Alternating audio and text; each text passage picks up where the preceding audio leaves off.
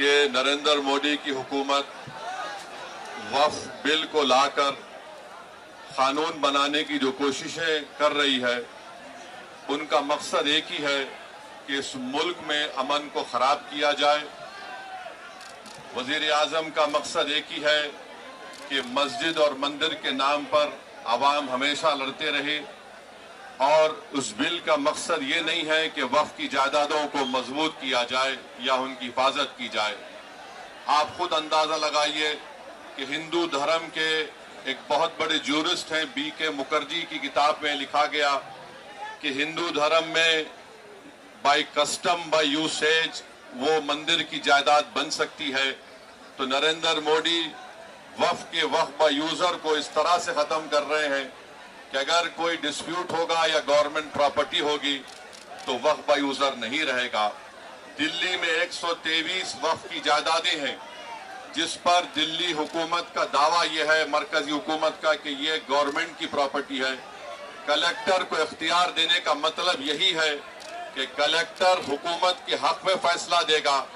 جس مسجد کے امام ہمارے بھائی مولانا محب اللہ ندوی صاحب ہیں، وہاں پر مرکزی حکومت کہتی ہے کہ وہ گورنمنٹ کی پراپرٹی ہے۔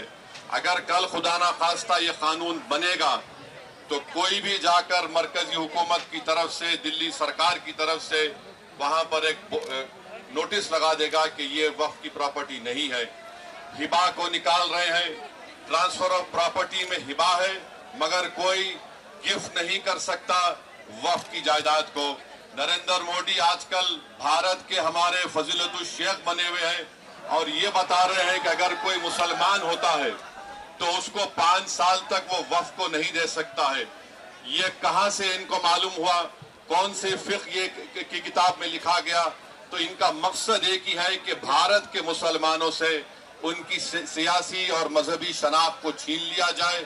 میں آپ کو بتا رہا ہوں کہ اس بل کا مقصد مسلمانوں سے مسجدوں کو چھیننا، درگاہوں کو چھیننا، قبرستانوں کو چھیننا، ایویکیو پراپرٹیز کو چھین لینا، یہ مقصد نریندر مودی کی حکومت کا ہے۔ اور ہم کوشن کر رہے ہیں چندرا بابو نائیڈو کو، ہمارے پاسوان صاحب کو اور نتیش کمار کو، یاد رکھیے دنیا جب تک قائم رہے گی، اگر آپ اس وقت نازک وقت میں اس بل کی تائید کریں گے تو آپ کو مسلمان کبھی نہیں معاف کرے گا، کیونکہ آپ کی تائید کی وجہ سے یہ بل قانون بنے گا۔ اس لیے ہم ان سے بھی کہہ رہے ہیں کہ آپ اس غیر انکانسٹیٹیوشنل بل کی تائید مت کریے۔